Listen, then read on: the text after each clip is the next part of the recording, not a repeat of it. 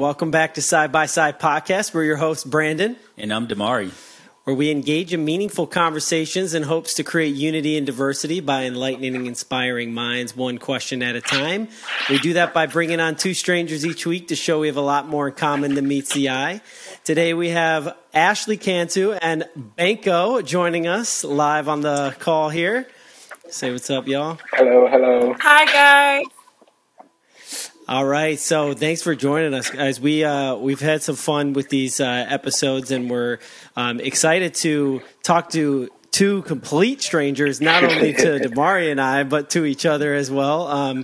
Generally, some of the episodes have involved some of the people we know, or friends of friends, or something like that. And it's just always good to bring people on that we've never met before. And so we're really looking forward to chatting with you guys, getting to know you a little bit. So thanks for coming on. We appreciate it. Yeah.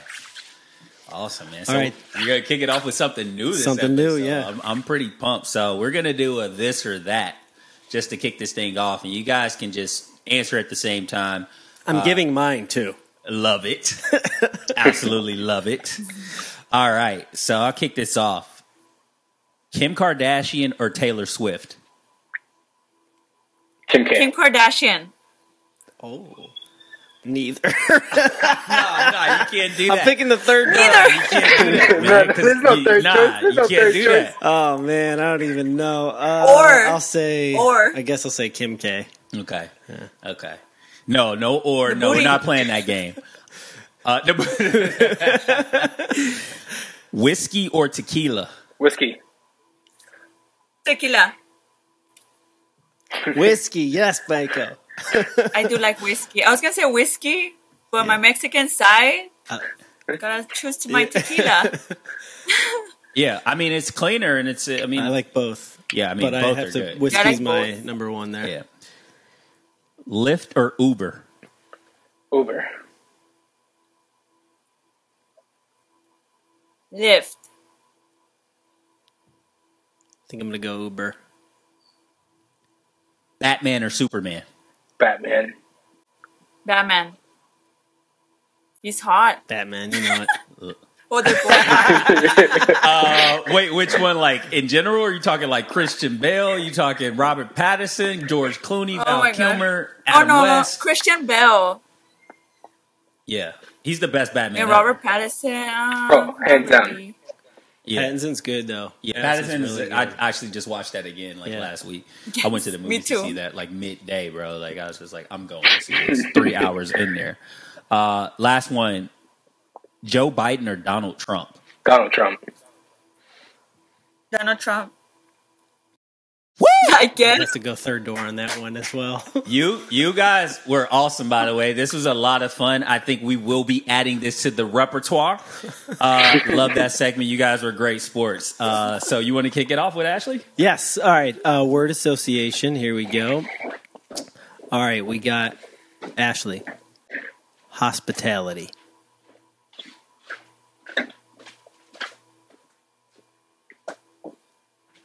Hospitality? Yeah, first word that comes to your First mind. word that comes to mind. Hospitality. Restaurant. Mm-hmm. Modeling. Photography. Festivals. Seismic. November 4th or 11th. Is she like promoting right now? I love it. I'm promoting ACL weekend too right now. Frida Kahlo. Mexican. Soccer. Unibrow. For Frida Kahlo. Oh, for Frida Kahlo. Yeah. Okay. But what about soccer? Last one. Soccer. QT. No, Q2. Q2. Austin Love FC. it. That's good. Go green. That's good. Yes. Go green. She's looking awesome. The Verde.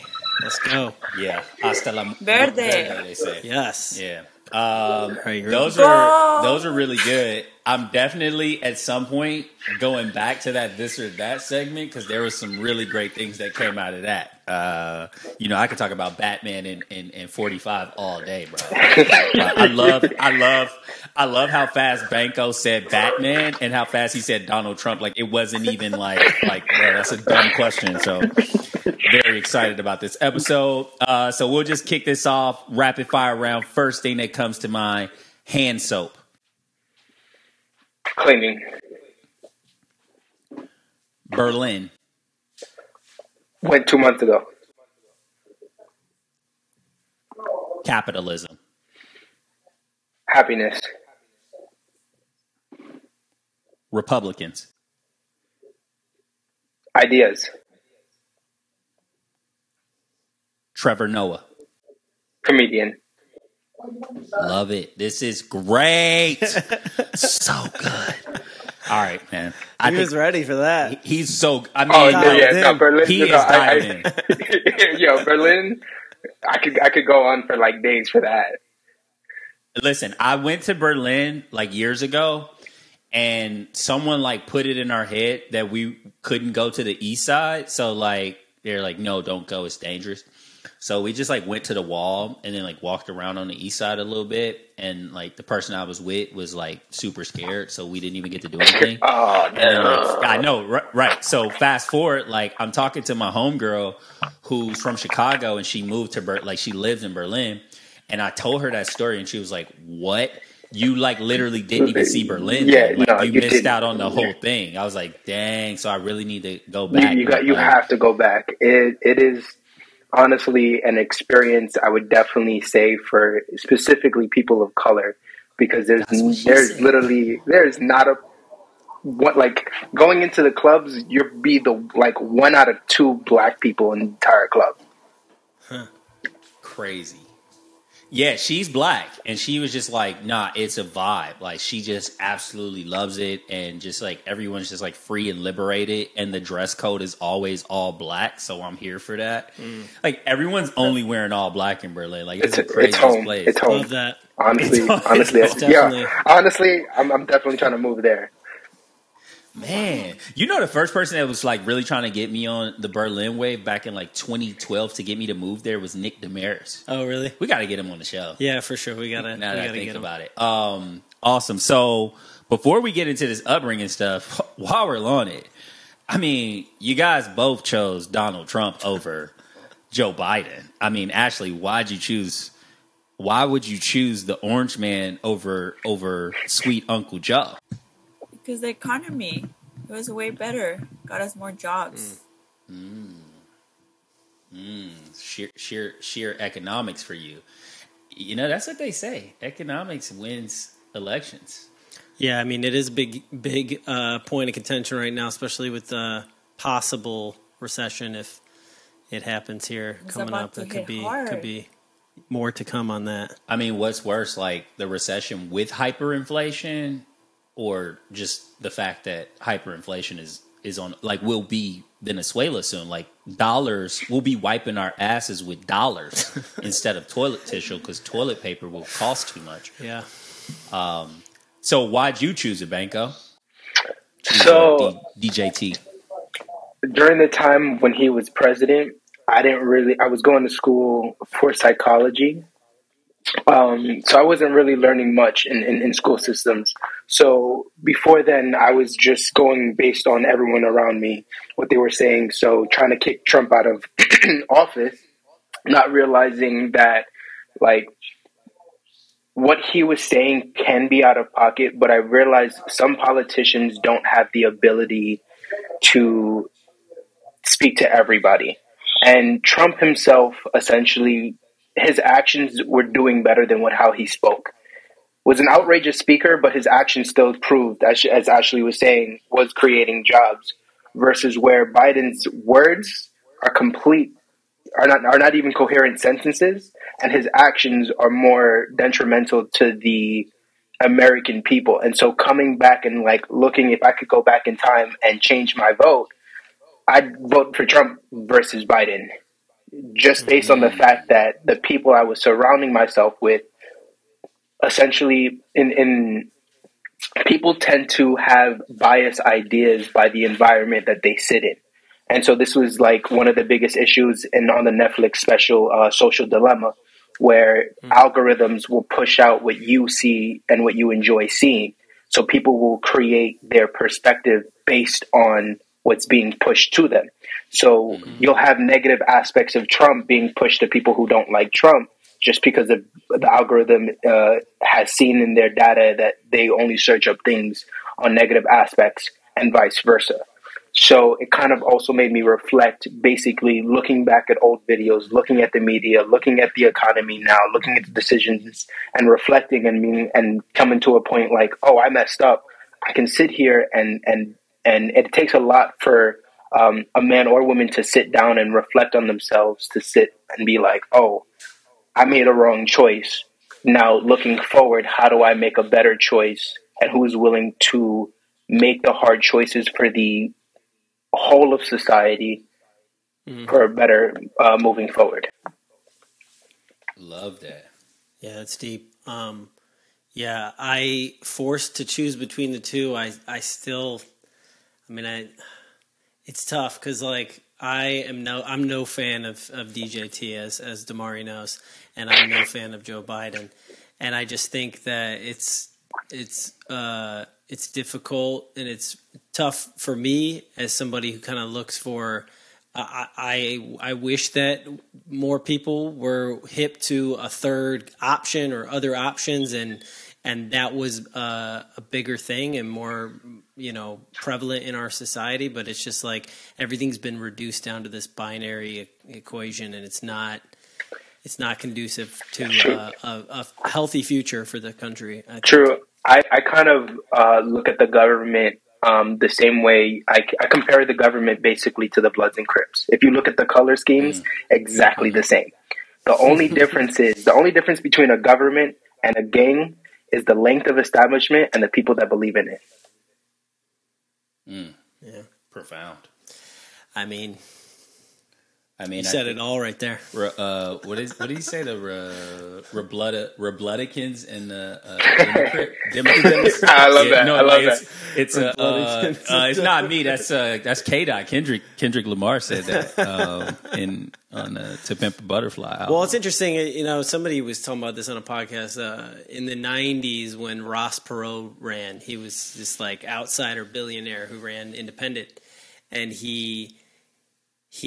this was before they put all these rules in place, and it was because of him they put all these rules in place with the presidential debates where you have to be you have to have the major support from an actual registered party or something like that in order to be, and you have to have a certain amount of like delegate votes or whatever.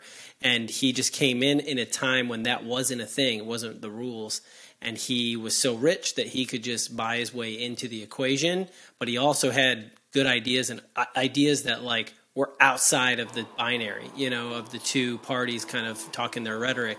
And he really kind of sabotaged the election for one of the parties. And so after that happened, they said never again. Yeah. And basically have outlawed that from happening. And it's such a shame that people really I don't think a lot of people know that either. Yeah, no, I mean, I think, if you're from that era, you definitely know, because they say that's the reason why, who won, I think Bill Clinton won that election, right? Is that the one? Yeah, and they were saying that's the reason why the Republicans Who was he running against? I don't remember. Yeah, I don't remember either. Was it GW at that time? Maybe. I don't remember, but like in history, the largest third party vote in history went to Ron Paul.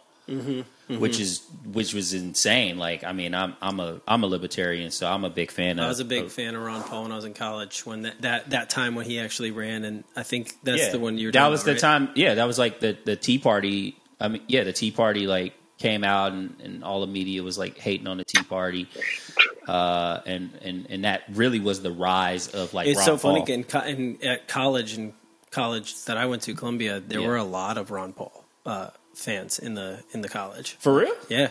I don't remember seeing them outside. I mean, we share campuses. Like, we went to different schools, but just like within I remember like people speaking about it in class and stuff, like talking about Ron Paul. Yeah, I remember everybody was on Obama's dirt. That was like the thing. Yeah. It was crazy. What are you gonna say, Ashley? No, nothing. no, nothing. All right, man. Well, I can keep talking about politics. Oh yeah. I can talk about politics forever, and I'm sure we'll get back into it. But we want to take the time to learn more about the guests. So, Ashley, if you could just kick it off and tell us a little bit about your upbringing, your family structure, what you do professionally, and what got you there. I actually do social media and marketing, and what got me there was just working on my own social media. I did it for fun, and I felt like I enjoyed it. And then other brands noticed me, and they started asking me to promote them, and then also started asking me to help them with their page. So I help other businesses grow their pages and businesses. Very interesting. Yeah. Tell us about your start. Where were you born? So I was born in Laredo, Texas. It's a small town in South Texas. 80% of people speak Spanish there, so that's why I'm Spanglish. And I have an accent too. My parents are from Monterrey, Mexico. They were born there. I have all my family there, and they decided to come to Laredo or to the U.S. for us to have a better life, my brothers and me. To speak English, and just get raised here. And then they divorced, and then my dad still lives there in Monterrey. My mom lives in Laredo, and I live here. So we're all scattered. My brothers live in Houston. But yeah, we get to see each other, all of us, in during holidays. Either with my mom or dad, we decide.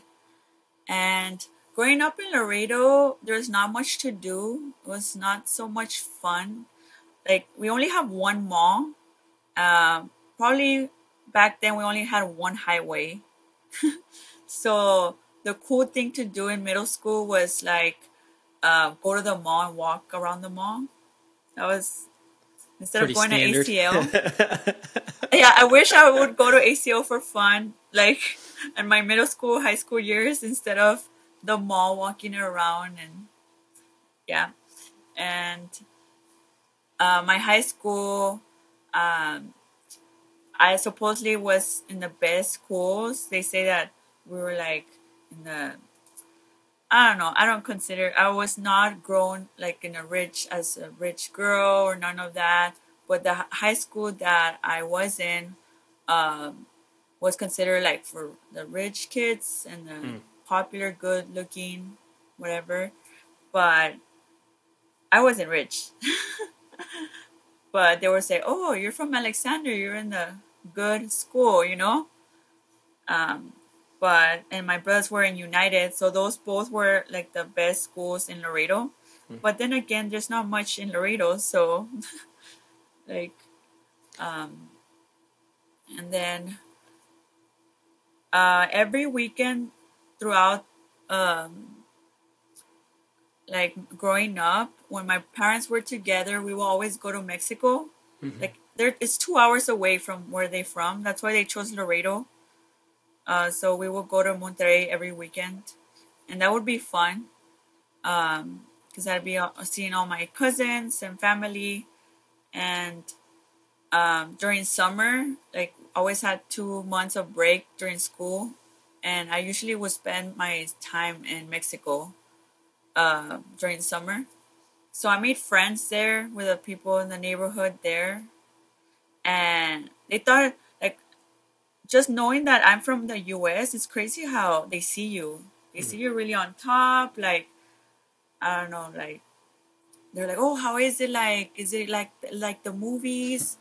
And I was young, and I was like, "Why do they see me this way?" Right? But it's because how they are, their living situation, in schools, they don't have AC, they don't have food, so it's the way. And we get lucky to have AC and food, even though it's not the healthiest food, but we get served that. And yeah, they always would think it was cool that I knew English. They were like, "Oh, say something in English, please," like a word. And I would be like, "Okay," and I would say just random words. But they thought I was a cool girl because I was just from the U.S. And I never thought it was a big deal. But now I see it that it is because, yeah, they don't have better living situations. Like no one, not a lot of Mexico people use the AC, like to conserve the AC, and yeah, they don't have much. So now I understand why. But then high school years, I grew up, and my brothers moved to Houston. As soon as one of my brothers, it's Chris and Raul. My brother Chris turned 18. He's like, I'm getting out of here. So he moved to Houston, and then ended up, huh? I said understandable. Yes. Yeah. And then my brother Chris convinced my brother Raul to move with him. So they both moved to Houston, and they were trying to convince me, but I was like just scared of change, and I'm like the girl, you know, like it's scarier for a girl, you know, to move to a big city, and like Houston is big, it's huge. So I was never really willing to move, but then it came to a situation that I wanted to move, and then I discovered Austin. And I was like, I need to move to that city because me and my friends will always come here for like events and just to get out. And it was a lot of fun all the time. And I'm like, why don't I just move here and have this much fun all the time? You know, live in a great city. There's always something to do and bigger opportunities and everything. So I moved here because in Laredo, everyone knows each other. It's not good. Every time you will go out, like it felt like you run out of options because if a guy would try to hit on you, he already hit on your friends, and like it's just weird. So it's like you don't want to really. The dating scene there is not that great, and yeah, over here is like also diversity and all kinds of people. So yeah, I moved here and I loved it. And now my brother's gonna move here like next year. I'm convincing him. But yeah, Austin is the #1 city to live in Texas. That's why I'm here. I've gotten a lot of opportunities. It's in the first month. I mean, you guys know it's very easy to make friends. People are very friendly, and I love that about the city. Love that. That's awesome. Yeah. Yes. I wanted to ask you. I used to, huh? Oh, go ahead. Yes. Yeah, go ahead. Oh, I was gonna say. So I got into school for education, and I realized that need to have a lot of patience to have to be a teacher. Yeah. And so I decided to change careers.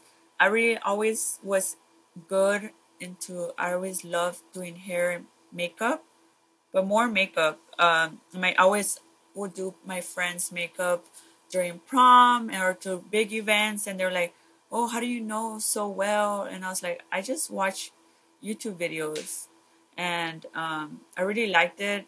But my parents were never. They always wanted me to do like either a doctor, a teacher, like that as a profession. So I was never able to go into beauty school, but that's what I really wanted. So I actually went to beauty school, and I got my license for that, and I worked in 2 salons, but I didn't like the environment. I felt like I was in high school again. A lot of competition, gossiping. There's a lot of girls, so when you put a lot of girls, different personalities, too many, could be crazy. So I'm like, I need to find something else that I could do, that I shouldn't have to deal with that environment.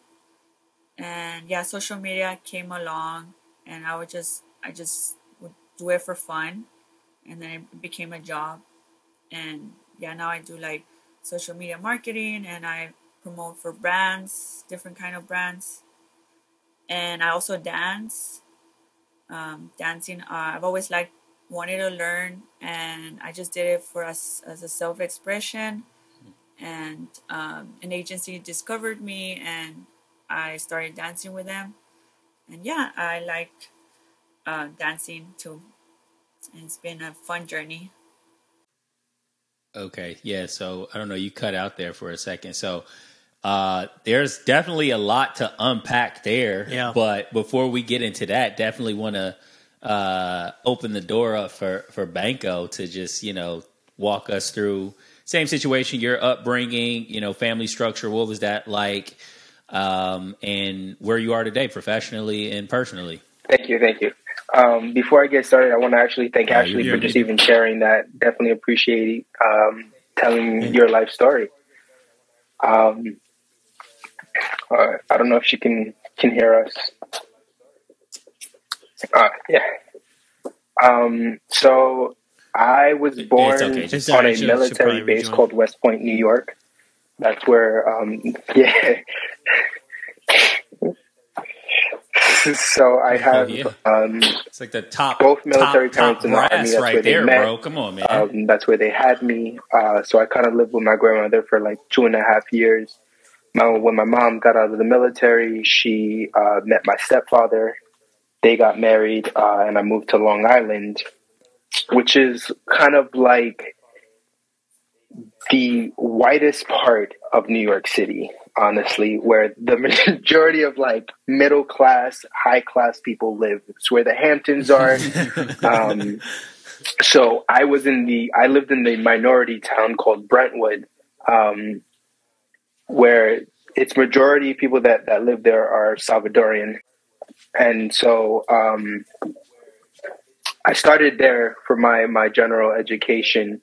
Having 3 military parents growing up can leave you quite with a lot of inspiration for the arts, I could say, the best way possible. So my stepfather, military parents are kind of like, I don't get the connection. For some reason, I honestly, there's a lot of emotional aspects of themselves that are removed once you go through the military. It's not an easy process for individuals to just, come from high school, go through this process, still a kid while their brain is still developing. And some people just don't come out the same. Hence why we have a lot of soldiers that have PTSD and different mental health issues. Is because in their prime, because your brain as an adult doesn't finish developing in 25. So you get out of high school at 18 and you're going through such a strenuous process. Depending on where you serve, traumas can really affect you in a certain way. And when you re-enter society, hence why we have all these ads, actually like trying to focus on our troops, because they don't come the same as when we left them.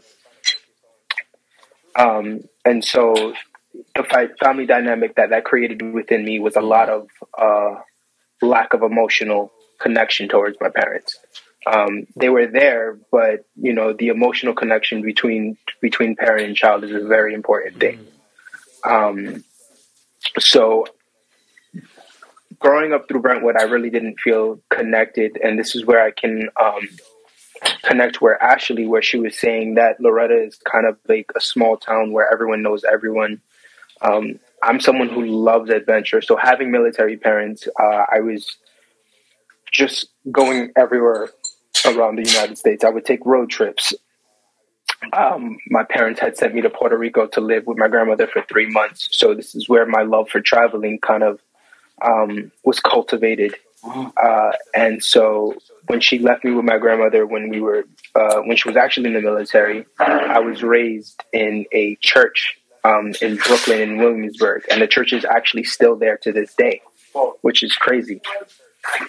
So after high school, I decided to go to college. Decided to go for computer science. Started to realize that wasn't really interesting for me. At the same time, I was still trying to figure out like what I wanted to do. And New York is filled with a bunch of creatives left and right. So I decided to start as photography, and people started loving my photography, started getting paid for that. But school kind of gets in the way of your passion sometimes, depending on the type of person you are. And so specifically for me, just wasn't it until I decided to change to psychology. And this was during the pandemic.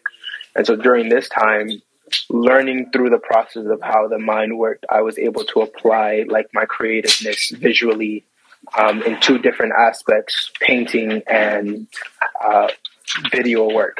So videography, I should say. So I started doing short films left and right. And this year I currently just started doing paintings and then started doing art shows. And so I've just decided this year to just go full head on and become an artist full time and create as much art as I can, be it video work where I work with this, nice. My cousin who is based in LA. The company's called Bodega Boys. I've created my own art company, which is called Therapy, which is a play on the kind of medium I use the most is I like to paint on chairs because I like to have tough conversations and encourage people to sit down. Hence, we're all sitting down in the chair and we're all having this, tough conversations. And so chairs kind of build up a whole story and experience while we sit in it, and where we actually have to focus on the thoughts that we're having and really reflect on ourselves. And so this became a medium for me to just paint on. And then just started, just in different ways, spreading out my brand, either through art pieces, clothing.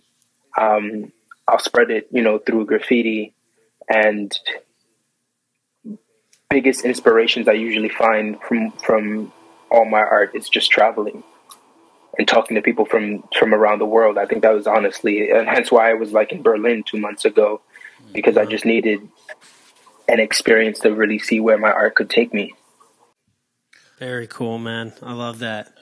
That's hilarious at that exact moment. Yeah. You gotta unmute. Yeah. So Ashley, you brought up some things that I thought was pretty interesting about your childhood in Mexico or visiting Mexico. So do you like to travel as well? Yeah, I like to travel. I feel like travel is therapy, and it's always good to find a new spot you never gone, and you learn a lot, cultures and different things. It's good to clear your mind sometimes. Traveling is a good therapy session. Yeah. What are some cool places that you've traveled to that you enjoy? Some stories you can share. Well, I still need a lot to do, but one is definitely Costa Rica. It's a very calming space. Yeah. Yeah. I haven't been. I've only heard great things. You had a great time there. I had a great trip there, and we stayed on the Papagayo Bay, which is on the Pacific side, and nice. We did some cool excursions throughout the day. Like we did the ATVs, and we did like some hikes and some rainforest like stuff, and rode horseback. Got to swim in some waterfalls, and we had a great guide. And it was like a year and some change into the pandemic, and there was they definitely their economy is so deeply tied to the U.S. economy, and because the tourism is such a big component of it. And the tour guide was basically saying because of COVID at the time, all the tours would normally be like group tours, and they had changed them to kind of more one-on-one. So we got to go one-on-one with this tour guide, and he really taught us a lot about the country and just the culture, and took us kind of on different routes that we wouldn't have necessarily gotten to see or learn about. And it was just so eye-opening and informative just to be with somebody one-on-one who had that firsthand knowledge. So one thing that I find very interesting, just thinking about this right now and traveling, and listening to Banko talk is you're an artist. Mm-hmm. I'm an artist, right? We're creatives. And generally, you're not really making money until you're making money. So how the hell are you traveling all over the place, Banko? What's going on? How much are you selling these chairs for, man? Okay. So honestly, I started the business this year, actually using my tax returns. Like I kind of was like during the pandemic, I was just studying business from time to time, and then I didn't get my tax returns in 21. Sure. That's a whole story. We don't really have to get into it. But I got a surplus this year, and I had a plan. I developed a financial budget and used every single dollar specifically from getting an LLC to just having it established. And the thing is, every business person knows when you first start create a business, you are not making anything.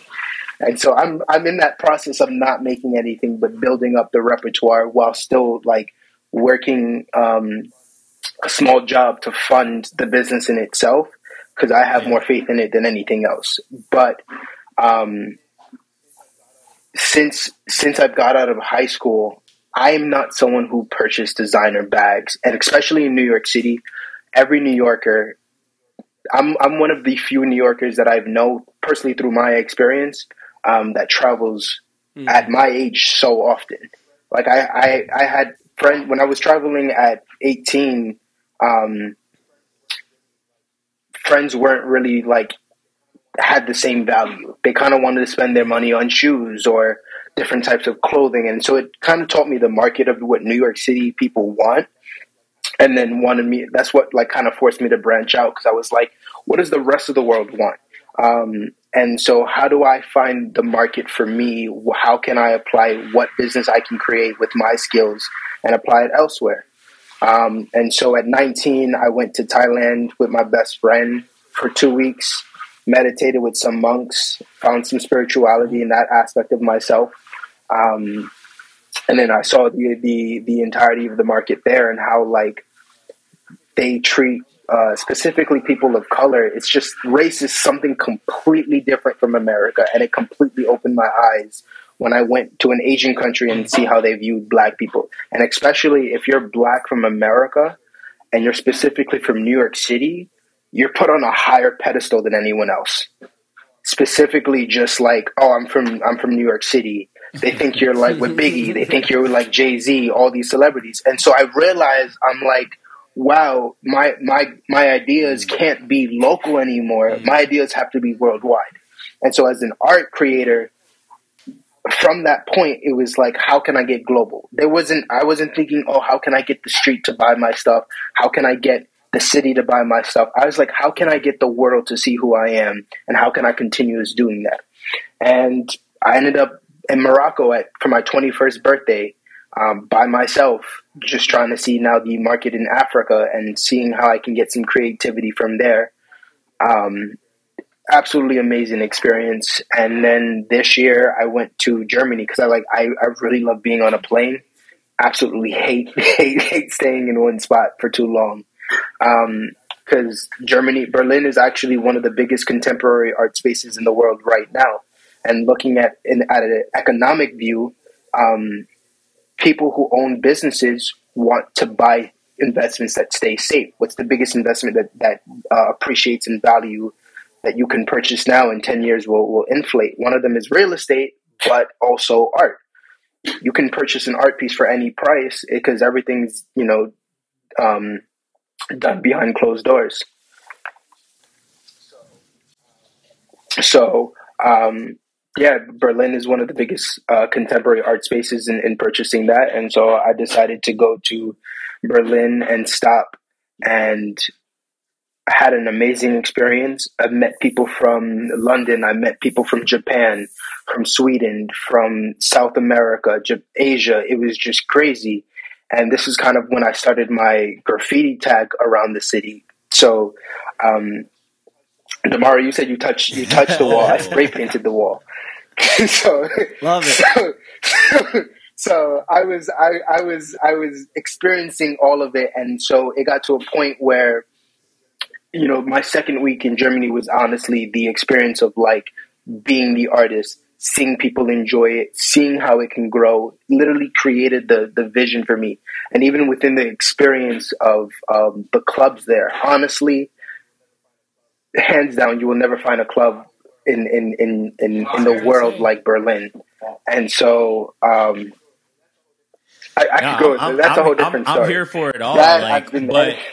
Before you even get into that, I kind of wanted to just go back a little bit because you were talking about just like experiencing a different culture and that culture experiencing you as a Black American man. And so I had a similar experience, and I was like, I went to Japan, and I was like, the same experience where I was like, it's crazy how like outside of America, people view you as an American, but in America, they view you as Black before they view you as American. Right? Oh so my gosh, it was like the craziest 100%. thing. So can you just like expand on like your experiences just traveling from different places as a Black American? Okay. So even this hair has been through all that experience. I've been growing it through that. So when I had my locks in Thailand, I was called Bob Marley. Then they started growing a bit longer. When I was in Morocco, again, Bob Marley. And so it came to this realization that people's association of you, like when you're in New York City is a melting pot of cultures. So you kind of get used to it. You see all these races. You're not like, but there's still that diversity by skin tone. And this racism, it still exists within the classism in New York City. But the minute you step out in any other country, it's only just those people and the paradigm of what they see America as. And so what they see from the outside is only the Black celebrities and the white celebrities and just the politics. That's all they see as in America. So when they see a Black person who's American and you're specifically from New York City, they don't see much people of color from New York City at all traveling. So they think you're either a celebrity or rich. And so they treat you a lot better. You have better communication. It's just a better overall experience. But you still can just find like little racist aspects that in America people would get so emotionally hurt. Where in Thailand, for instance, there was these two statues of Black kids and they had big bucktooth teeth. And I was like, yo, what is this? It's crazy. It blew my mind. But to them, it's not the same perspective. And so it kind of like rewired and realized that like racism is just an idea that's taught and you're not born with it.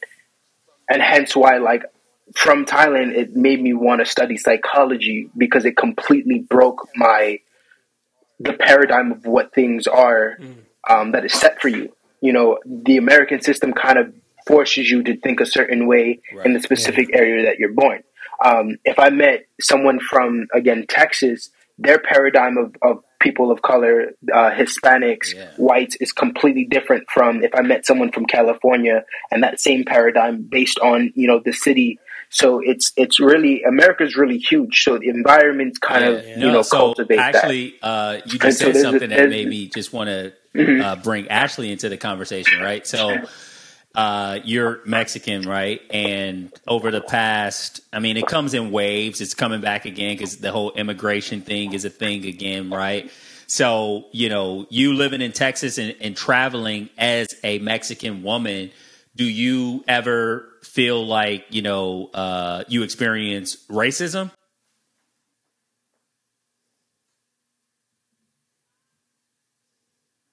Yeah, we can hear you. Yeah, we can hear you okay. Hi. Okay. Well, it's because I have also I have an accent in English, right? But I have an accent in Spanish too. So it's hard to say like, even though I look Mexican, when I'm like in Mexico, I start talking in Spanish and they see that I have an accent. Like, so they know I'm not 100% like Mexican, And the minute I experience it, the minute they know you're from the US, they see dollar signs. And it's not, they kind of want to take advantage of you. And it's not fun, you know? Yeah. So, yeah, I started saying that I am born and I'm from Mexico, from Monterrey, but that I started lying, you know, which I don't like to lie, but so I won't be taken advantage, especially that I'm a girl in Mexico. I'd say like I'm from Monterrey, but my parents like put me in an English school to, you know, to study it. But yeah, once they know that if you're from Mexico and you're one of their people, they'll treat you differently. But if you say that you're from the U.S., they're like, oh, money, you know? They think I'm a rich girl. And I'm like, no, I was not born rich and I'm still not rich. But yeah, that's what they see because obviously it's over there. They're struggling with the economy and everyone wants a better job, better pay. And they see America as a bigger, they see what they see in the TV, like celebrities and I don't know.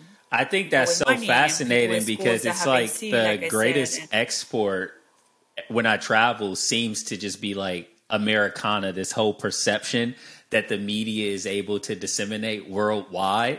So you go places and you just say like, you know, you're from America and they just instantly think that you're like loaded and they don't realize that like, no, bro, I'm broke. What are you talking about, man? Like most people are actually broke, but our standard of living, like the brokest person is still living a much better life than some of these other people. What were you going to say, Banko? Yeah.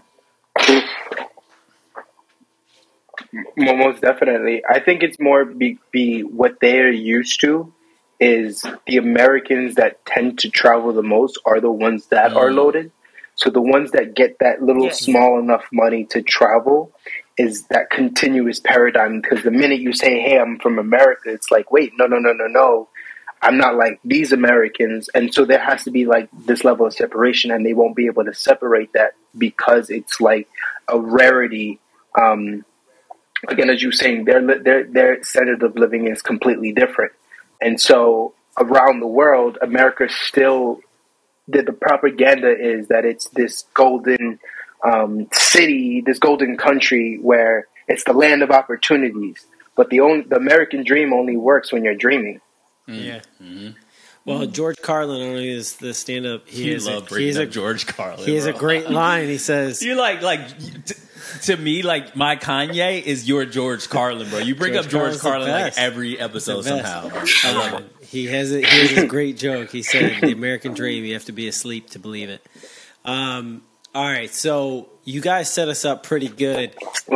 I love that, yeah. You guys set us up pretty good because we're talking a little bit about the race element. So we do this little thing called you always do that. I don't know why. That throws me off when I'm trying to set up the question. It's like, who is it? What are you doing? I don't know. I like it. So anyways, we like to bring in kind of like a current event topic or something that's hot in the news at the moment and just kind of get your thoughts on it. And so since you kind of set us up for it, I'll ask. So, allegedly. Okay, we're not advocating for this. We're just saying that allegedly these things happen. I'm sorry, I think they get it. I don't know if they do. All right. So we don't get canceled. Allegedly, several members of the LA City Council were caught on recordings making disparaging and derogatory comments about various ethnic and racial groups.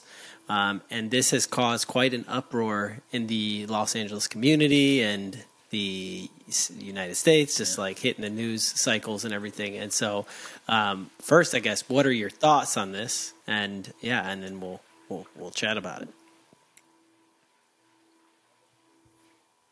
Honestly, anytime someone says derogatory, it's just going to exist, right? America in itself, people are in closeted societies. The rich are in their own little circle. And so once you get to a certain point, you only see your perspective. You're not standing outside on the street homeless and seeing a whole different perspective. And so it creates this sense of ego. And so you're just going to say what you know. So I always step back and I'm like, okay, why did this person say it? Let me be in their shoes.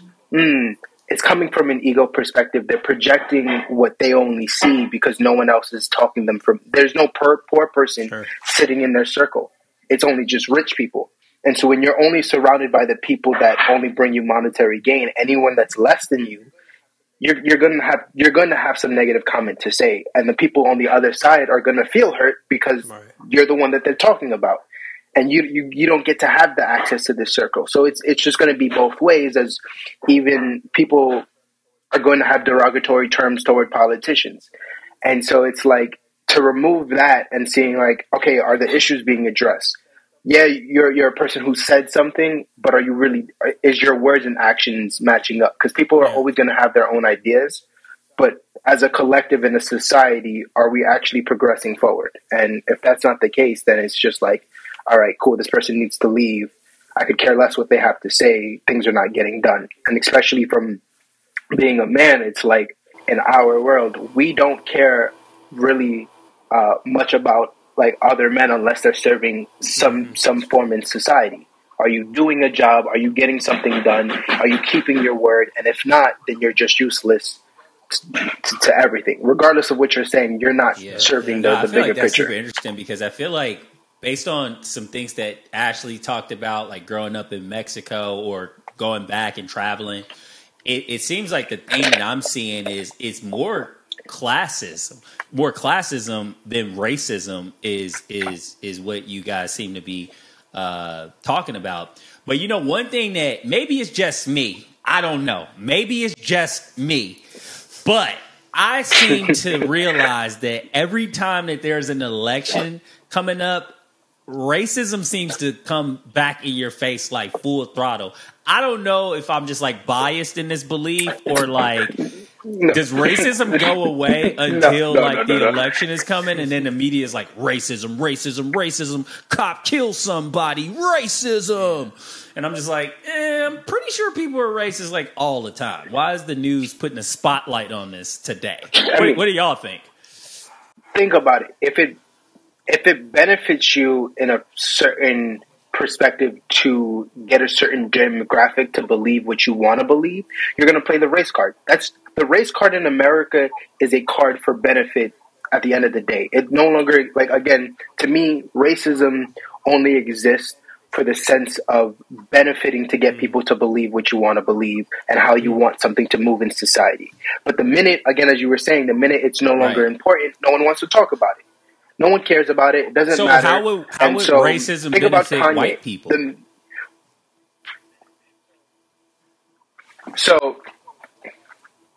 So what? For instance, right? Joe Biden used it for in an interview. You ain't black if you don't vote for me. Where black people, exactly. That quote exactly stirred controversy. So when you stir controversy based on race as an American political system, it's going to get people's eyes and then look at the bigger picture. Why did he say this? Let me now look at everything that he said. Let me go on all these internet forums that are talking about this so I can develop my own view and then decide to vote, because now this man upset me because he said something racist. And then so the media will play on it because, you know, people are getting paid. Lobbyists. Hey, lobbyists Banko, use it. This guy still won the like election. Imagine if Donald Trump said that, or if Donald Trump Jr. was caught with a laptop smoking crack with hookers. What do you think the outcome would be for that one, Ashley?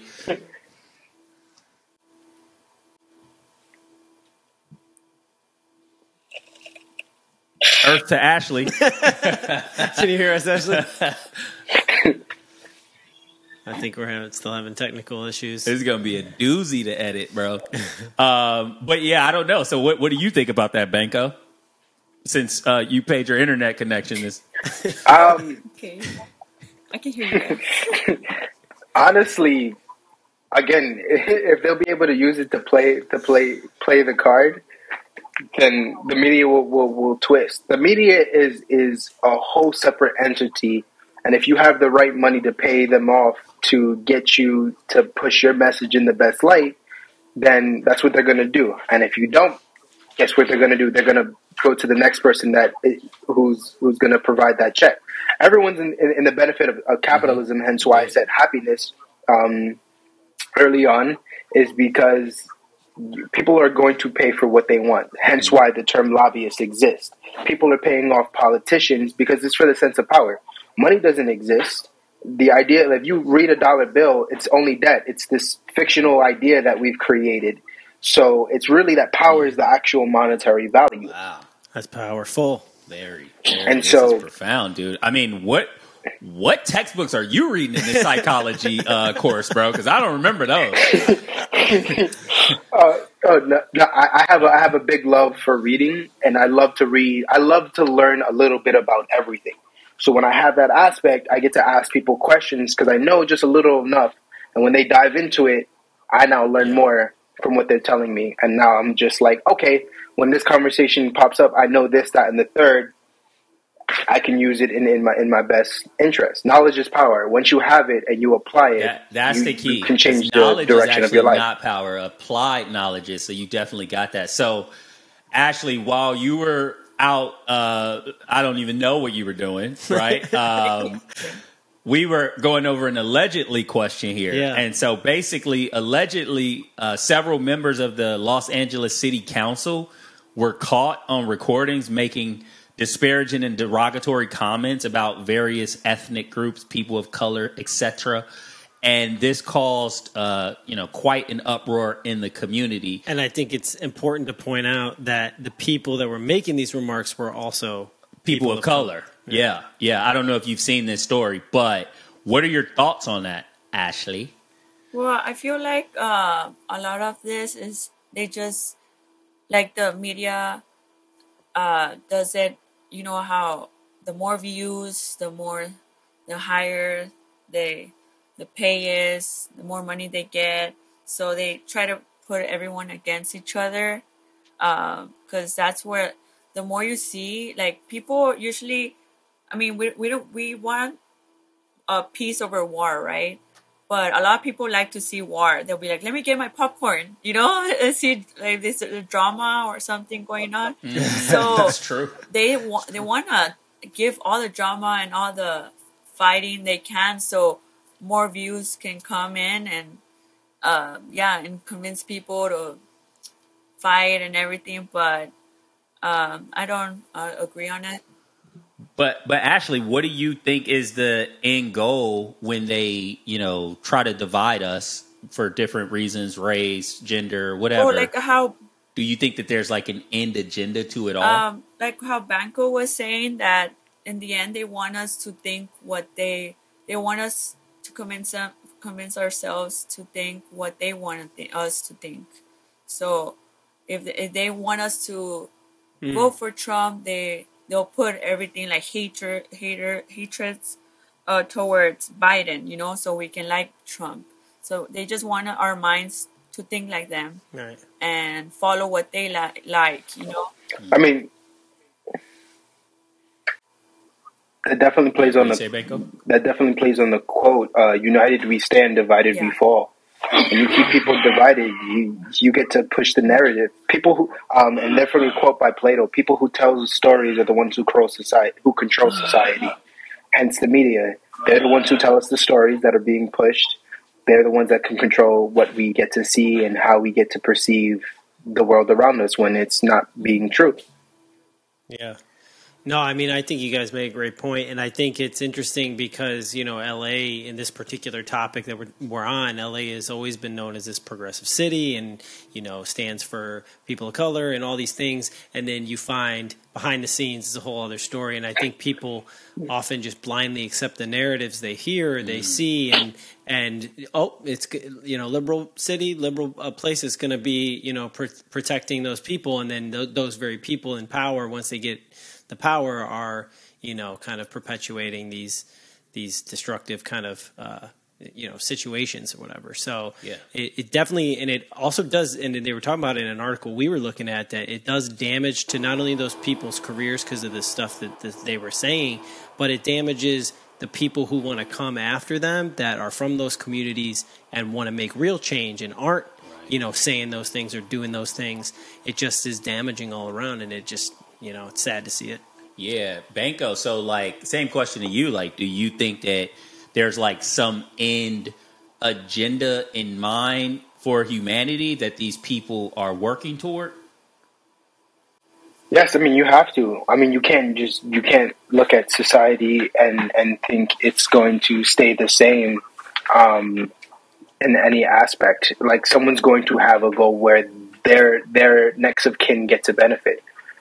I'd see in the same perspective. We kind of got into this the spot where we think that because we're a collective, everything is going to be singing kumbaya. That's not the case. Human beings are going to protect what they've created for themselves. So if you're given a position of power, whatever you get, when it changes your whole life, you're going to just protect that. And if it means being paid off, you're going to do that.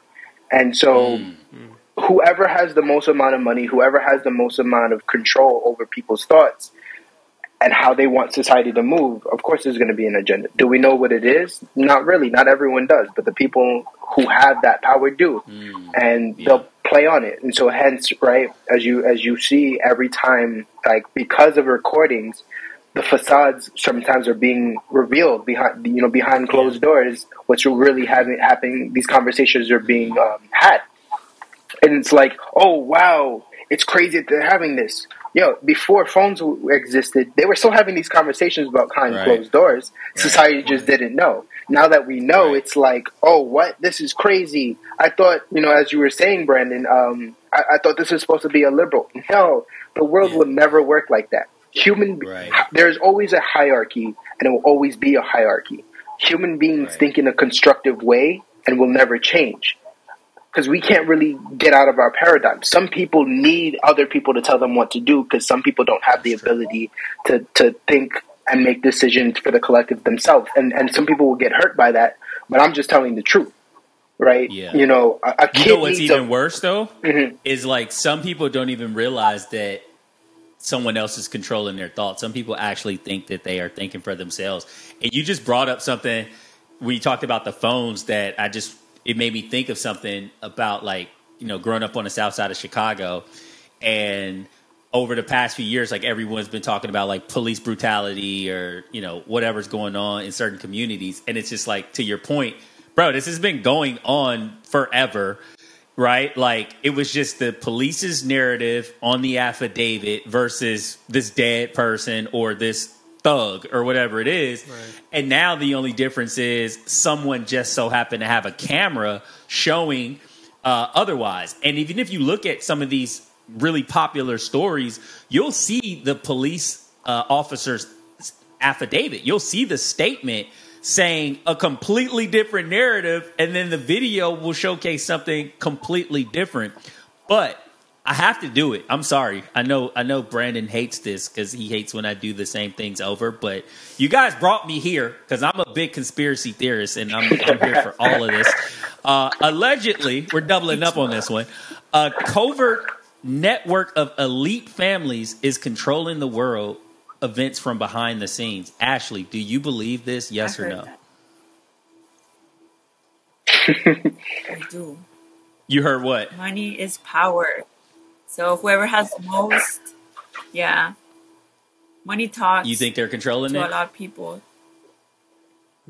Okay. Yeah. I can get behind it. Okay. What I feel like what there's a lot, like, I feel. Oh. No, go ahead. Go ahead. Sorry. I was just saying that I feel like everything's planned.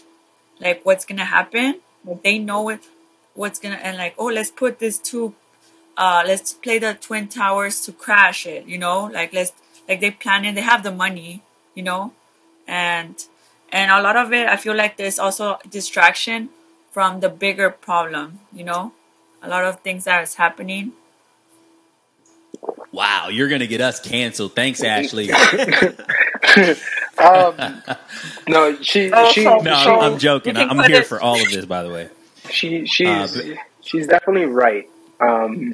again, that plays into the same thing, and people have an agenda. Like, once you have everything, what then can you do? You just play with people's lives at this point. You know, it's the only form of entertainment. Kings, queens have done it. Emperors and empresses have done it throughout history, changing, you know, the paradigm of thought. But the thing is that you always want to realize is the person that we think is the forefront and the face of the power is really not the person in power.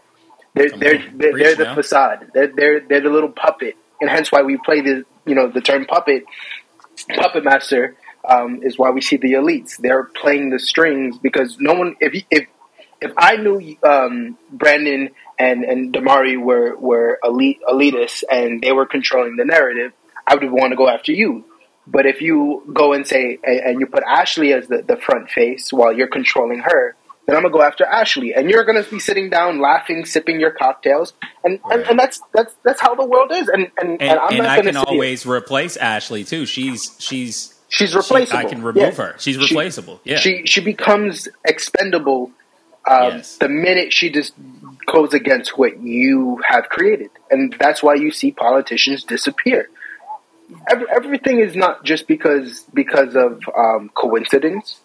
We human beings make decisions and collectively. And so once you have a certain amount of power, you're going to make decisions. And like you'll see it in shows. You'll see how drug dealers will take out their competition because it threatens their empire.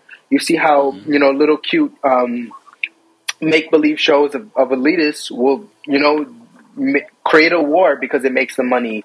Or, kill a political leader because he's now rebelling against after they paid him. And that just happens. And so going back to your term where it's like most people think they're thinking for themselves, but in reality we're not. And especially because of technology, that goes into the comment I've said earlier before, the social dilemma. Now there's algorithms that can predict what you want to see, not what you need to see. And so that just plays into the people who have the money, who can pay, Mark Zuckerberg to create more algorithms to get more people to be on phone screens. Man, I love this. Play Twitter. You pay all these companies. It's not for good for shits and giggles. Someone's benefiting from any decision. So do you guys, and I'll start with Ashley and then go back to Banko, but do you guys think that there's a solution to this madness? What do you think could be done to maybe counteract or, get us out of this situation if that's the case? One is social media, for them to stop muting, things that, they say freedom of speech, but they actually choose what we can put and what we can say, and they can hide what they don't want us to see, and pop more what they want us to see. So I think social media has a big impact in this. Yeah, well, they control that, so they won't be uncensoring that one for us, unfortunately. Elon Musk almost did it for Twitter. I'm sad. He might be one of those puppets Banko was talking about. Indeed. Yes. And I even got to be careful saying this because I know a certain group of people would look at me and want to cancel me immediately. But let's look at Andrew Tate. The man has been all over social media, spitting what we're even talking about right now. How can we change this? When it comes to thinking for yourself, that's really the biggest thing. But again, what does that mean? Removing social, just literally destroying your phones and collectively getting together. But that's never going to happen. Why? Because people have now been addicted to their phones. Their thought process is being shortened down to 10 seconds versus when YouTube was going out, it was 10 minutes. So now people hate Andrew Tate based off of 10 seconds paradigms. They're creating these narratives in their heads and they're only thinking off of 10 seconds. And so like, I hate this person off of the 10-second video, which clearly makes no sense. Which they don't even know exactly. The person. And so based on these 10 seconds, whatever your algorithm has pushed before will make you believe about this person. Okay, this person's negative. So at this point, we're so far gone. The only way to save society and collectively restart all over is if everyone destroys their phones and not give power to the governments that we believe are meant to serve us. But that's not going to happen. Why? Because people love comfortability. Or we could take the Bill Gates route and just completely kill everybody. And then that way we don't have to worry about humanity because everyone's dead. That's also an option. That was a. We just got to put a disclaimer in there that we are not accusing anyone. we're not accusing these people. In case they're hearing us. Oh, the deal is they don't care until you're popular, and then that's when they care. So I'm okay with that. Yeah. True.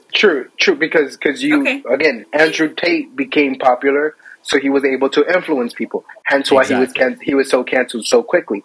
But if me at this point in my career, no one's gonna care. And so 2 years from now, when I get to a different level, they're gonna see this and be like, well, Banko said this. Well, I'm saying it now. We're gonna ride your coattails all the way to 10 million subscribers, bro. Don't worry.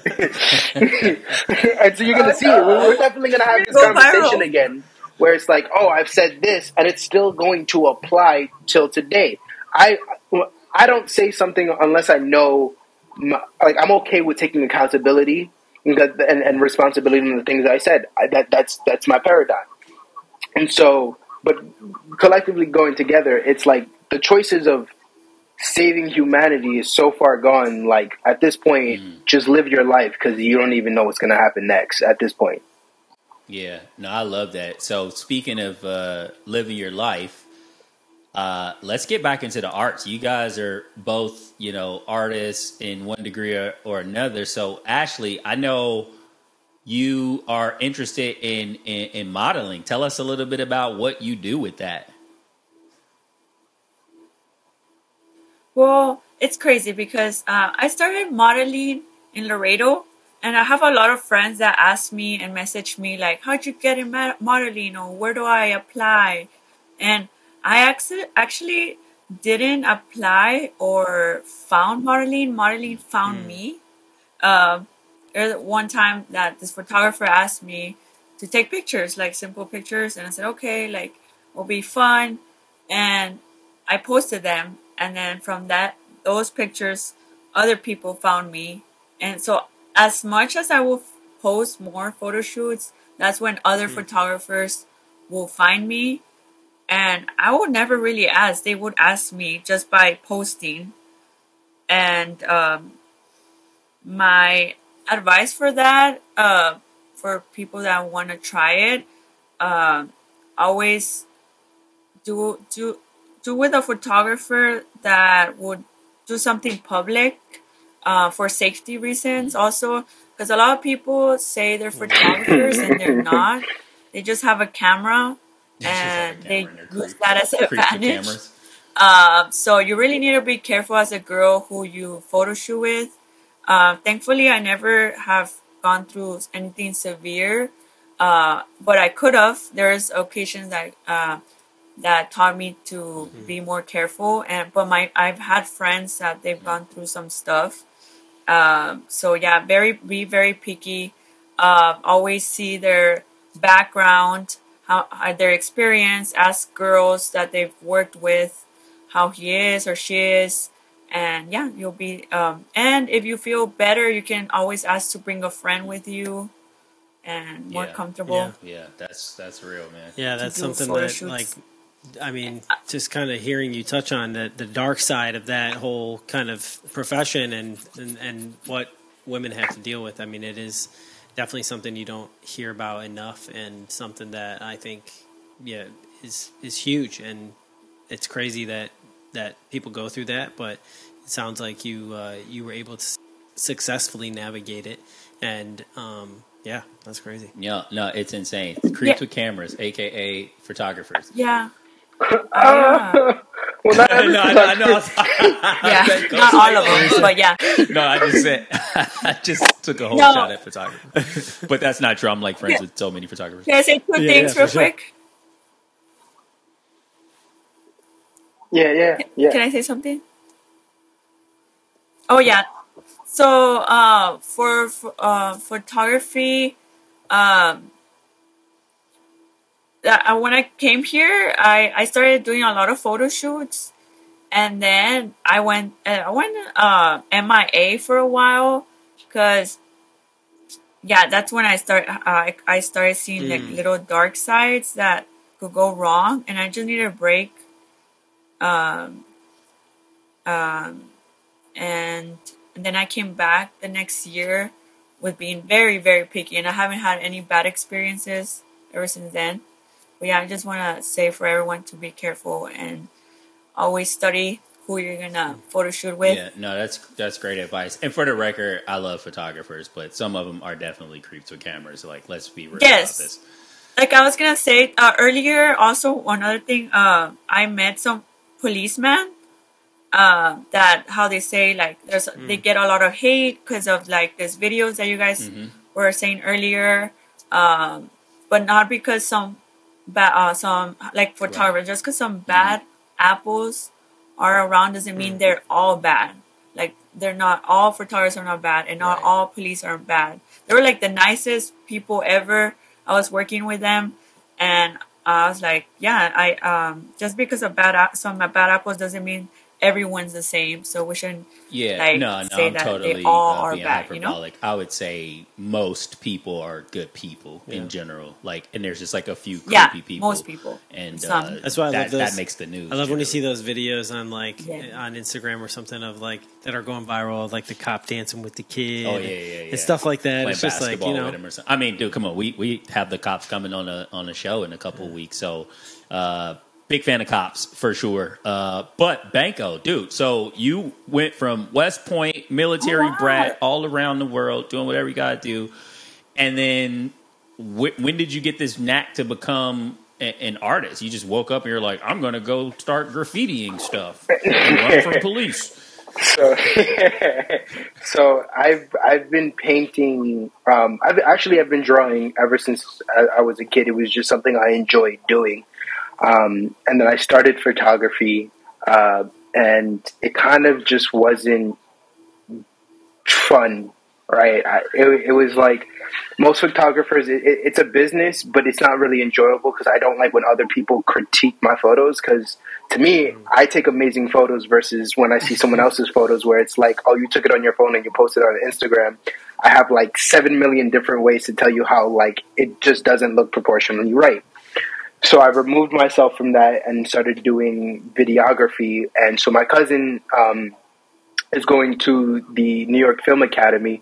And so I started doing short films with him. I did short films with a small studio, and then started doing music videos with small artists. And I started loving that because then I started being able to direct these videos. And I was like, okay, I collectively like know what I want to do. And this is all through the process of 3 years.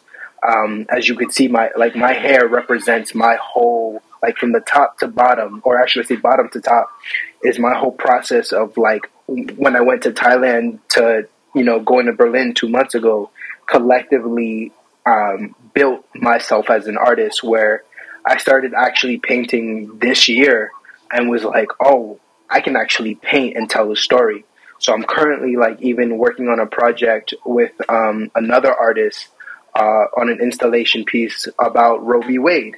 And so I also take in, racism, thoughts about social aspects of sexuality, because it's completely different around the world. And so I've taken my travels and integrated it through my art pieces. And so I didn't start graffitiing until I went to Berlin, where I met this amazing graffiti artist, and like I like to stay in hostels. I like to meet people. So I'm not the type of person that will stay in an Airbnb or a hotel. Like, I like to meet the people of the country and actually integrate within the culture. And so it's why like I want to learn multiple languages all at the same time. And so when I met this graffiti artist, he took me out to this first wall that's actually like legal to graffiti, that a bunch of artists start painting. And so it's where I drew my first, it's a separation from my brand, but it's still an inclusion, which is called KYD, which is short for Kill Your Demons, where I even put the aspect of psychology, right? People suffer from depression and anxiety. And so especially like being a man and knowing how other men suffer from that, and we just don't say anything to each other, that can be so detrimental to a group of us together trying to cultivate, because we have one player that's suffering, but he's not going to vocalize it, because that's just the thing with us. We're not going to vocalize when we're suffering because we kind of think it's too emotional. But there's a way to get around that and still express our emotions. And I've kind of like, with the people within New York, I've been now, slowly graffitiing it around there. But this is how in Germany, people started loving it. To where on my Instagram page, you'll see me doing it on walls. You see me with plastered around this old government watchtower in Berlin, to where I now have, like, one of the people I met allowed me to graffiti his back. And he walked throughout the entire club with my graffiti tag. And so from there, it just kind of was like, it just clicked for me that I'm like, oh, once I get back to New York City, I'm going cold turkey on on my vices. I'm not going to clubs. I'm not smoking with anyone. I'm not drinking with anyone. Even though I wasn't big on that either, I'm just not doing it at all unless it has to do with something about the arts. If I can't help another artist, if I can't help someone on their podcast, especially you guys, to like talk, if I can't help another person create a business in the arts, then I don't want no part of it. Love that, man. Yeah, right. I love that. So one final thing before we wrap up here. Like, so I lived in New York for about 9 years before moving to Austin. Love that place. It's definitely top 3 cities of all time for me.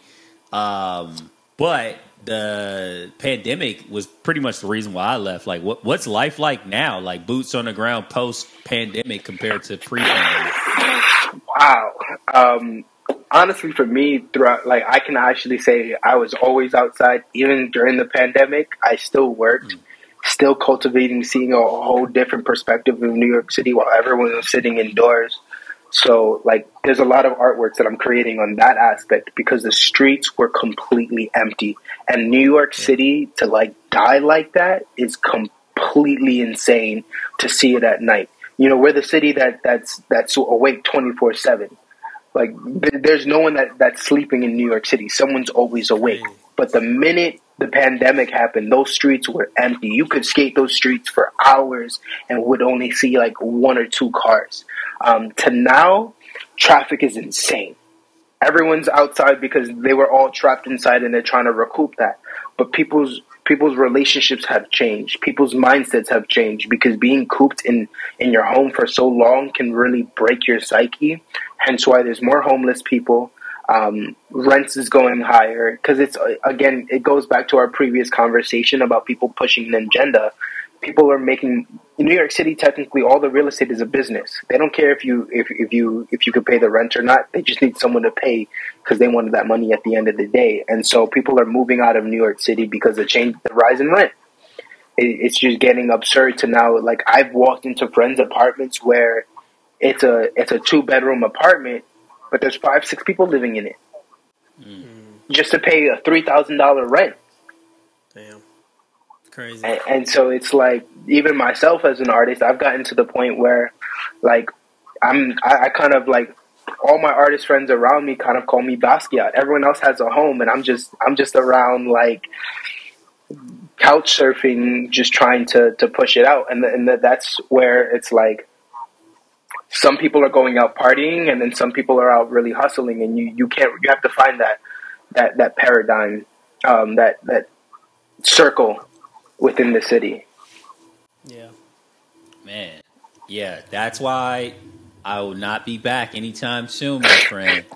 Absolutely love that place, but I'm going to love it from afar for now. I'm enjoying Austin, Texas. Great artist community here, too, so come check it out if you haven't. I see you, Ashley. Come check it out. Great place. It's. I mean, come on, bro. It's like 88 degrees today. And it's October. I mean, it's great here. It's so out right now. come check it out if you haven't. I'm so jealous. Yeah, don't be. I mean, listen, Where does I Banko live in New York live? City.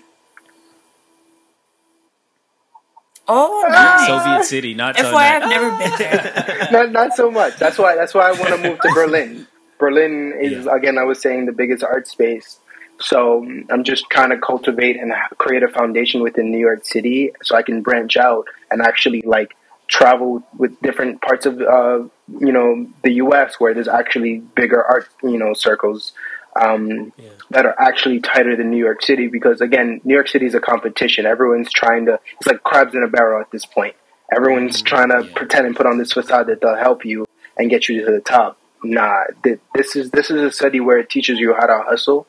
And as you were saying, Ashley, before, like when you go to Mexico and they see like you as being an American, they want to take advantage of you. It's the same thing in New York City. If you have just a little bit of this, there are certain people who are willing to help you, and then there's other people that look at you like a sucker and can play you like a fiddle. Yeah. That's like LA too. I definitely could see that in LA as well. Yeah, I feel like New York is like definitely the school of hard knocks. Me too. It definitely taught me a lot. I feel like it's a place where you just go, learn a lot, and then take it and apply it somewhere else and thrive there. Oh yeah, most It's definitely. really hard to make it in New York City for sure, man. But this has been a really interesting episode from Ashley. You need to pay your internet bill, okay? Right. Thanks for gritting through the technical difficulties. I just moved. Oh, you just moved into that apartment? I just literally moved, so it's actually my roommate's internet. Blame it on a roommate. Throw somebody else under the bus. If we learned anything from this Blame it on the podcast roommate. today, Not Ashley. it's blame it on somebody else. All right, man. So Ashley, if the Never your fault. Right, it's our connection. Ashley, if the people want to get in contact with you, they're looking for you, where can they find you? I usually use Instagram more than anything. So my Instagram, The Life of Ash, that's where I communicate most. Say it one more time. I think you cut in and out. Oh, the place where I connect the most is through social media on Instagram. Facebook, I have it, but that's more like my family and Facebook market. I don't really use Facebook, but yeah, Instagram is where. And you said I'll The be Life at. of Ash? Cool. Yeah, we'll put that in. With 3 H's and underscore. Right. Yeah, because Ash is a pretty common name, right? But we'll put it in the show notes for sure. Yeah. Yes. Banko, man, if the people are looking for you, where can they find you? You can find me on Instagram, TikTok, Twitter, and YouTube, all at bankouzumaki.com. It's BANKOUZUMAKI.com would be on certain platforms, but if you just put Banko Uzumaki, you'll be able to find me. Love it. And we'll put that in the show notes. Don't worry about that. Rizzo, man, if the people are looking for you, where can they Follow find me on you? SoundCloud. Oh, SoundCloud? You have a SoundCloud? You make music? Oh, I'm just kidding. No. I have a SoundCloud. I still have a SoundCloud too. Check Yeah, it out. It's true. I do. You can get to it. Yeah, I used to have one. Nice. Yeah. Well, you can find me at RizzoFeels.com or RizzoFeels on social media. And you can't find me. Honestly, just find me. No, you can find me at Judah Clan on some things. Otherwise, just find us on Side X Side Pod or SideXSidePodcast.com. Everywhere. Make sure you subscribe, like, share. We're doing something really amazing over here, I believe. But I'm biased, so I don't know. Until next week, when we're side by side, peace. Yeah.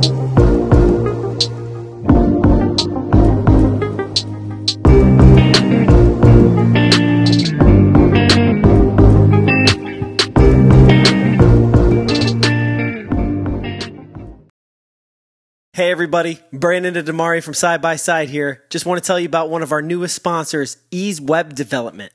Ease Web Development specializes in building high conversion websites and marketing campaigns that take your business to the next level. They're the easy decision when it comes to marketing. So check them out now at www.easewebdev.com. That's ease, WEBDEV Hey everybody, Brandon and Damari from Side by Side here. Just want to tell you about one of our newest sponsors, Ease Web Development.